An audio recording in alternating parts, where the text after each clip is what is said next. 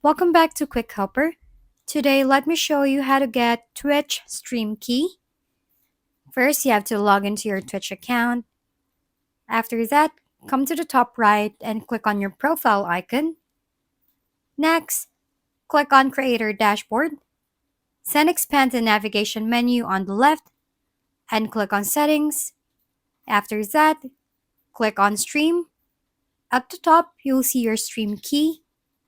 Next, click on Copy to copy the key. Now you can paste it whenever you need it. You can even click on Show if you want to reveal the key. And there you have it. You have successfully got your Twitch stream key. Thank you for watching. We hope this video helped you figure things out. If we've been helpful, kindly give us a thumbs up. And don't forget to hit the subscribe and bell button for more contents. For any questions and suggestions, comment down below.